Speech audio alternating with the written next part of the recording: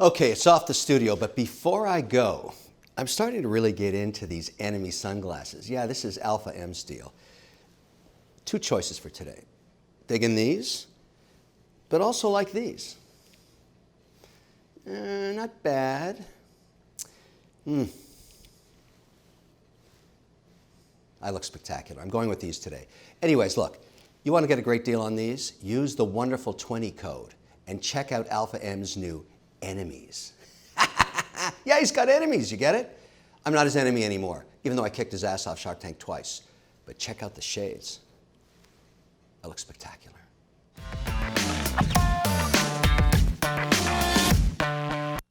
Hey everybody, welcome back to another episode of Ask Mr. Wonderful, and this one's very special because I've got fellow Shark Tanktonian Mark Cuban here with me. We're working in New York talking about moving Shark Tank back to Friday nights, so we're doing a lot of promotion. But while we're here in the studio, which we're in the green room, I thought, what a great chance to ask a few questions. Fire away, Kev. So I've been all around the world on this one, so here we go. We'll get right to it, Mark. This one is from Niche in Oxford, England. Okay, you ready? Niche, what do you got? Hello, Mr. Wonderful. Nish here from Oxford. My question to you is that what do you think the future of blockchain and cryptocurrencies are? Okay, Mark, that's perfect for you. Blockchain and cryptocurrencies. A lot of people think they're bullshit. So blockchain is different than cryptocurrencies. Right. Blockchain is a feature of cryptocurrencies, but not all cryptocurrencies are used just for blockchain. So let's take them in two pieces. Crypto. How much of your dough do you have tied up in cryptocurrencies? None. So you think it's bullshit? I don't know that it's bullshit, but you have to ask how to value it, and people value it in different ways, particularly blockchain. Particularly Bitcoin. So with Bitcoin, some people value it as a store of value, which makes it like baseball cards, art, gold. And they have value? They have value because people see value in it, not because they have intrinsic value. So you say they have no intrinsic value. What is the intrinsic value of gold then? Minimal intrinsic value for manufacturing and jewelry, but not enough to justify the price of gold that it typically trades at.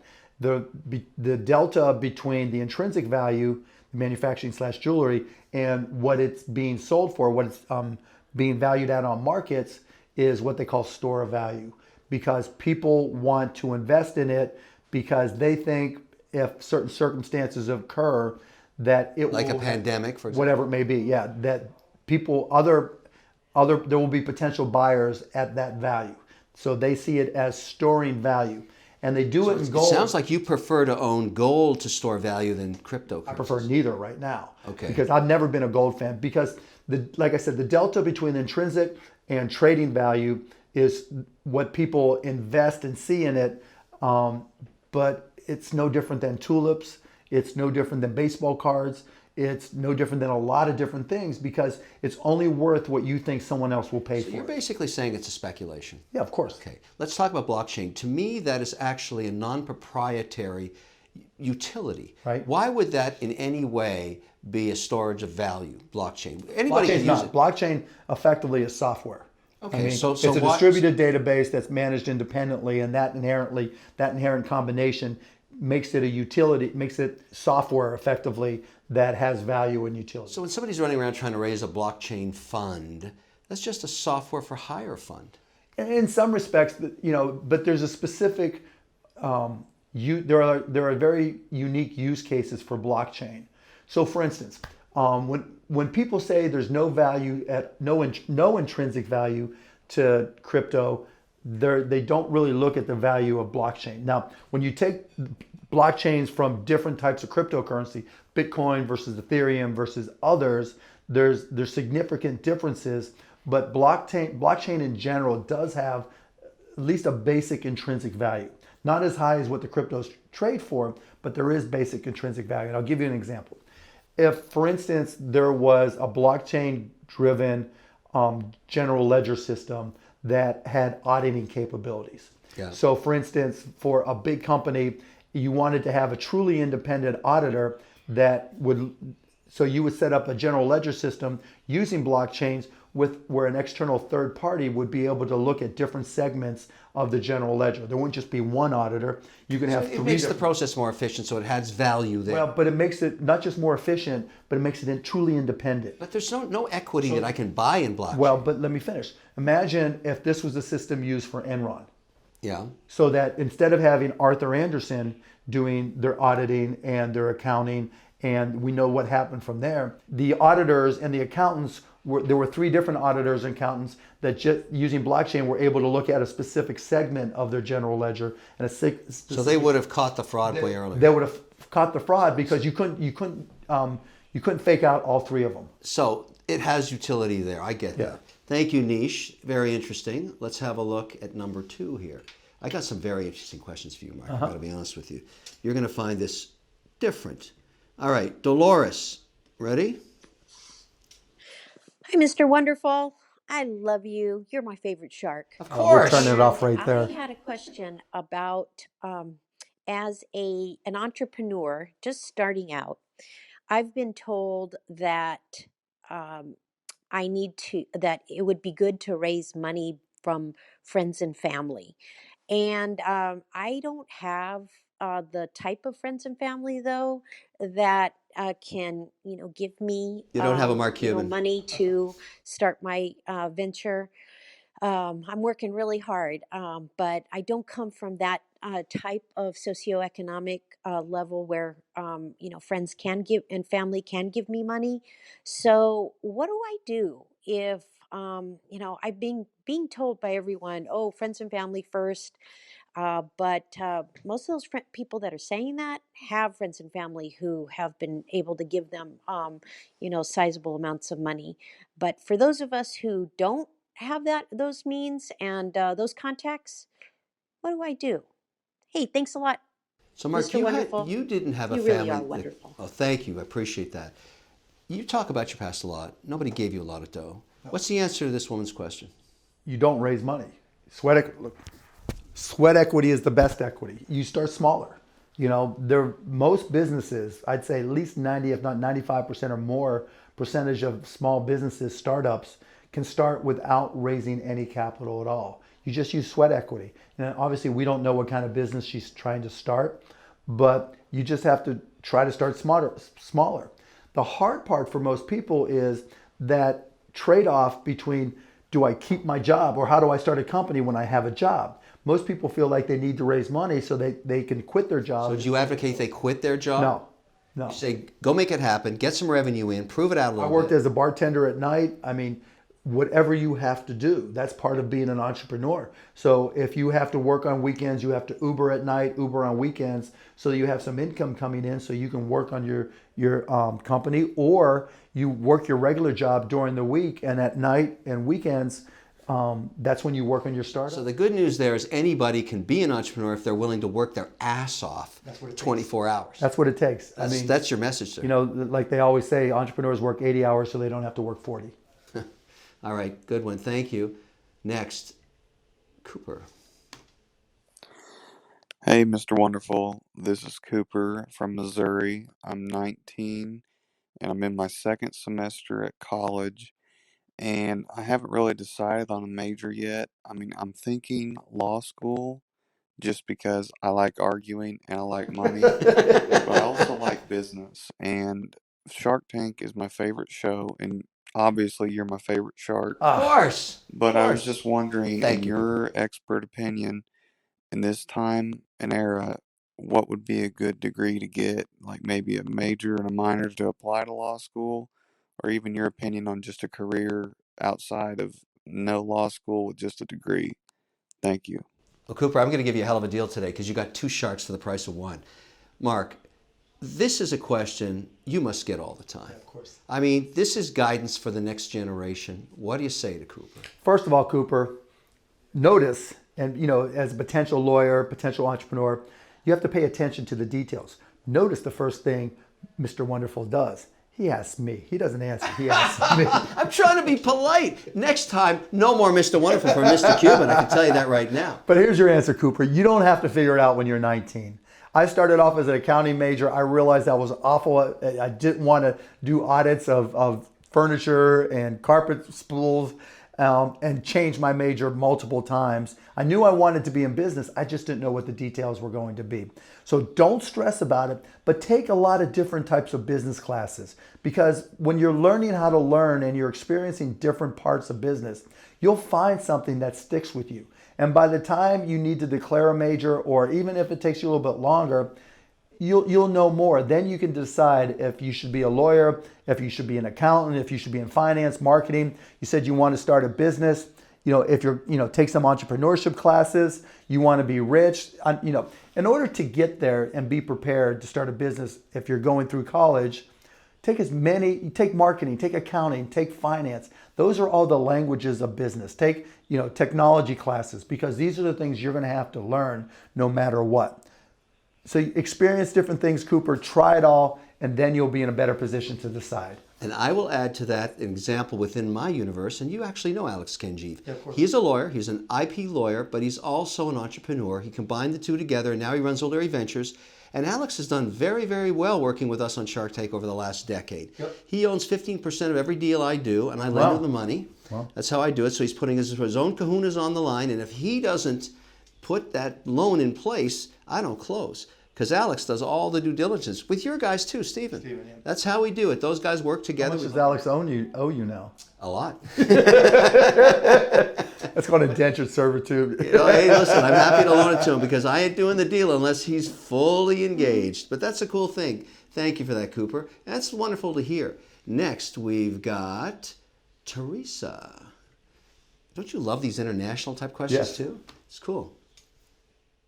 Hello, Mr. Wonderful. My name is Teresa Black. I own Amore Congelato, a company that makes Food. date sweetened gelato. Date sweet. I am growing quickly, and everyone who tastes my product loves it. But I would like to know, how do I get the right people to taste it so that I can grow faster? How do I even know who the right people are? And how do I find them? I got to tell you something, Mark. If she doesn't make it in the gelato business, she's making a radio. Yeah, I was just going to That's say. it's a beautiful voice, Teresa, you have. But Mark, you've been doing a lot of food deals on Shark Tank in the last year. And there's a lot of Teresas that get in front of you and pitch you, right? Yeah, I actually did a deal called Want a Date with the entrepreneur's name is Melissa. And she's got a date spread, which is incredible. What's the benefit of date versus just cane sugar? Well, first of all, it's natural. And so you're not getting any added sugars. Second of all, particularly her date spread, Want a Date, is relatively low calorie. It's only 25 calories. Another merit of the au natural date. Right, another merit of it.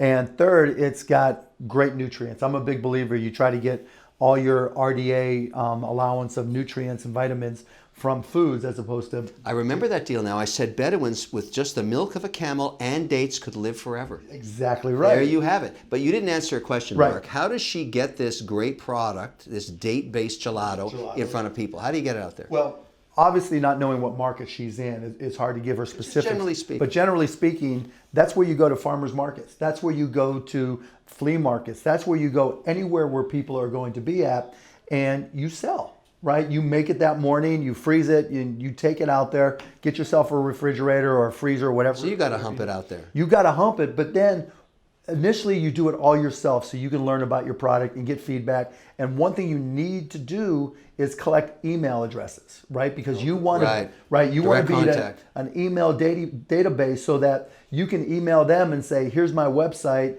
and because you're local, I can deliver it to you and sell it to you at a premium price because it sounds like a premium product. Part two to that is, even though it seems like a real grind to do flea markets, etc., farmers markets, find some college kids, some high school kids that can work for you, at 10, 12, whatever dollars an hour, maybe commission, and get them out there doing the same thing so you have a network of people. Then hopefully you build up enough demand, collect enough email addresses, then you can have the first date gelato route, right? So that people are getting these things delivered. Then Once you have a base and you have data and you have sales and you've started to grow and you understand what's involved in growing your business, because it's hard to grow a food business like that in terms of making it and distributing it, then I would go to the local grocery stores that deliver and even find the local regional head for Whole Foods, who then may be able to offer through Amazon Prime, on Amazon Fresh, because they can deliver within 2 hours frozen products. And like I'll order frozen products through Amazon all the time. So that way you can start building up an even larger local trade. Then you'll see the progression. And if you can accomplish to the point where you're being delivered by Amazon Fresh through Whole Foods, then the sky's the limit. So, Teresa, Cuban just gave you your business plan. Now, chop, chop, get to work and start going to those farmers markets. That's what it's about. It's just grinding And get it out. a job on radio, because that voice. What a beautiful voice you have. That's just crazy. All right, next up on the hit parade, we've got Rohan. Ready, Mark? Rohan. Yeah. Hello, Mr. Wonderful. Everyone in business says that you should find out what you're good at and then stick with that in business. But my question is, how do you actually discover what you're good at and what you're going to do well at? Mark, that's a good one for you again, because you suck at everything and somehow you made money. I'm great at a couple things. That's all it takes. I'll tell you a quick story, Rohan. When I went to college, I took one technology class and I cheated at it. It was a Fortran programming class. That was basically, I just asked for help. And I really didn't ever think technology would be a strength for me. So you said you became a coder? You were actually coding? Well, then I went out of college and I moved to Dallas, and I was working as a bartender / bar back at night, and got a job working for a software store during the day. And the guy asked me, I'm like, you don't know a lot about software, so what are you going to do? I'm like, I'll teach myself. He's like, how are you going to teach yourself? And I told him I'd read the manual. And that's exactly what I did. I worked in this store during the day, quit my job bartending at night, and then at night I would take home one of their computers, because I went to Radio Shack to buy a computer and they turned down my credit. So I would take down one of the computers that they had, take it home, and just work all night. Saved up even. But you were passionate about it. The point is, you got to find something you love to do that. Well, right? yeah, because then the bigger point is, I didn't even know that I was going to be passionate about computers until I got a job at a computer store. And so the point about it is, you're going to have to try a lot of different things. You're not going to know, but eventually you'll come across something that not only that you like to do, but that you can be good at. And once you find something you like to do and that you're good at it, then try to be great at it. Because if you can be great at it, A, nobody quits anything they're great at, and B, that's where you find your chance to make a lot of money. Great advice. Rohan, go out there and do it. Very interesting. Do it, Ron. All right, next. Shaggy. Well, that's interesting. Ready for Shaggy, Mark? Hey, Mr. Wonderful, Shaggy from New Jersey. I was wondering what you thought about the space tourism industry. Do you think it's a viable industry to invest in? Or do you think it's all hype and it'll take many decades for it to be an actual viable business? Thank you for your time. Another Cuban question. Space exploration. You know, there's a stock that's on fire right now. Galactic. Yeah. Makes no money. Got a lot of orders. Risky as hell if you're getting in that thing. Yeah. Would you pay $250 to go up in that thing? Me, no, because I'm terrified of heights. But Shaggy, let me just say, it wasn't me. I had to get that in there, sorry. But what do you think about the industry? I think it's a legitimate industry. We just don't know who the winners are going to be yet. And so people will pay for tourism, space tourism. Obviously, it's going to be expensive, but it's all relative. Being able to go up in a rocket, right, is going to be of interest to people who can afford it, but like that thrill, you know. And so if how big a market is that? I don't know. How do you start a company there?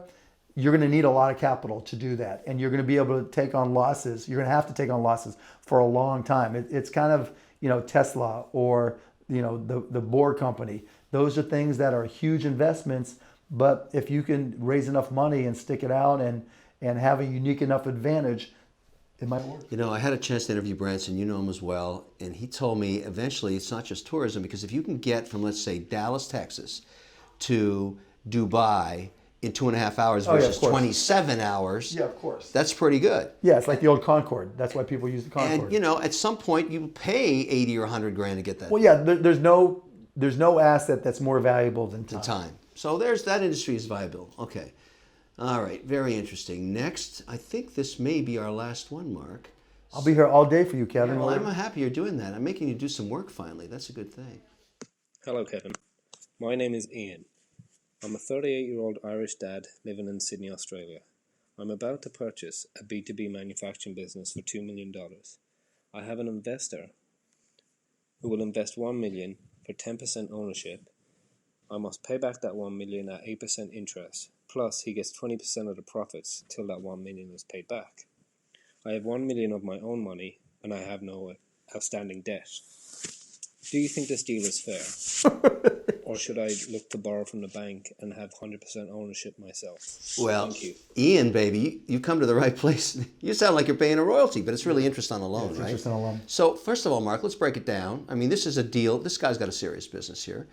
Right. He's putting up $2 million one way or another. Right, $1 million of his, and potentially $1 million investor. But it sounds like he's got the opportunity to borrow from the bank. Yep. And so it really comes down to how profitable is the business.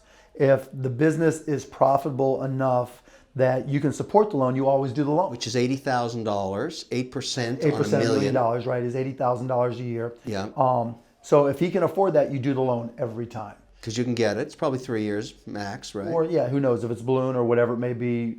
He's in Australia, so I don't know all the opportunities there. The only reason you would use the investor is if he or her would, he or she was strategic in some way. So if it's the same money and they're not strategic, you go with the bank. All the time. Although they can bankrupt you if you don't pay their loan back. Yes, they can, but so can an investor. Yeah. You know, so I mean, you're going to have an obligation, and you're probably going to have to personally guarantee it one way or the other.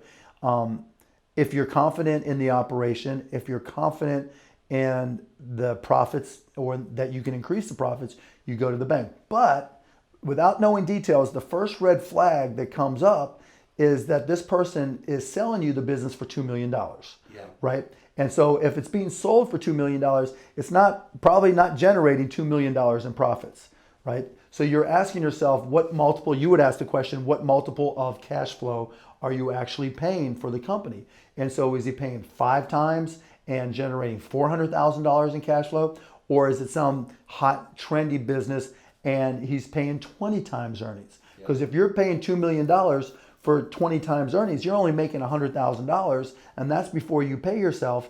And if you're paying 80% in interest with either deal, right, that's a challenge. So the basic message here from your point of view on this real deal, because $2 million is going to work as serious money, if you can get it from a bank, it has less covenants and strings probably than the investor, unless they're strategic. Well, it's not that there's less covenants or strings. It's just that there's no equity attached. Right. You're not giving up anything. Okay, we got one more, Mark, and I think you're going to be a little surprised on this one. The coronavirus is causing Apple to shift some of its iPhone production out of China.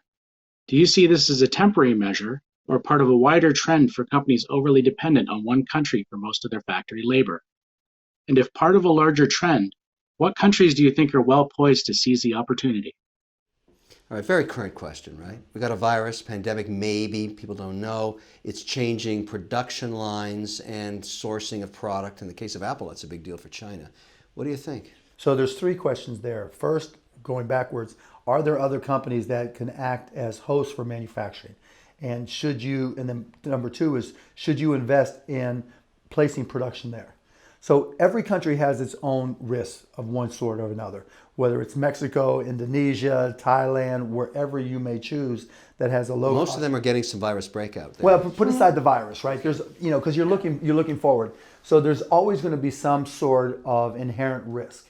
It could be political, it could be economic, it could be any number, it could be medical. So there's always going to be risks. And so it would suggest that if you can afford it, that you want to have as many locations as possible. It's almost like... So diversification of risk. Yeah, diversification of risk. So it's almost like cloud computing. You never want to have a vendor who has all their assets, their data centers in just one location.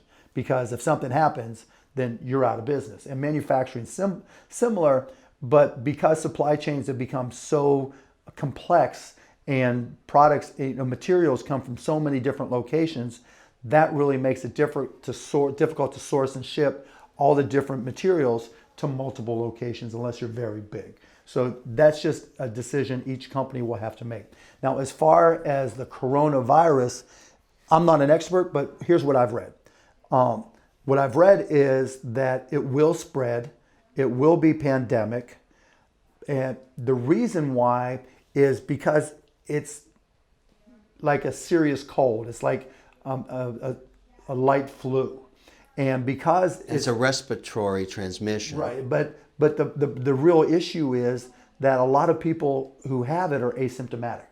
It's not so serious that they even think they're sick, and But for some, it's death. well, but like the flu, for some people, if you're older, if you're already sick, if your immune system is compromised, again, this is just from me reading a couple articles, I'm not an expert, then like the flu, you could have really problems. And so there's a 2% death rate from corona. I don't know what the death rate is from the flu, particularly because there's vaccines, but it's the same type of risk. So where this leads to, because it's easily communicable, it will be a pandemic, but whether or not just like the flu, there's a vaccine, but there's no cure once you get it, right? It'll become seasonal.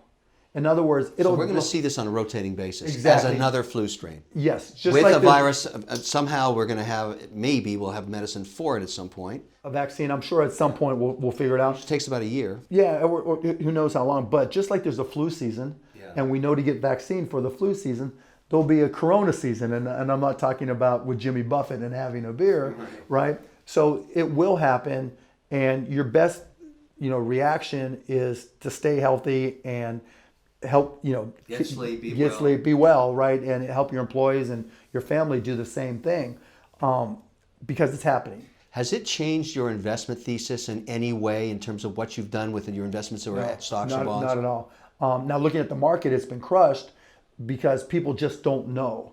And how much it could slow growth in various regions. Yeah, and economists have written that it will slow growth some, but I don't see that as a long-term impact. But I think the scale of the decline, the 3, 4, whatever percent it's been, has as much to do with the fact that the market's at all-time highs. Yeah. And people are just And trying they need an excuse to do a correction. Exactly right. Down about 8%, a correction would be 10. That could happen the next day or two. We'll right, see. And like I haven't sold anything. Yeah, I get it. And I'm the same way. I'm just kind of writing it out saying I don't know enough to make an investment decision. And, about this. over the last 3 years, almost 4 years, I've increased my cash as the market's gone up.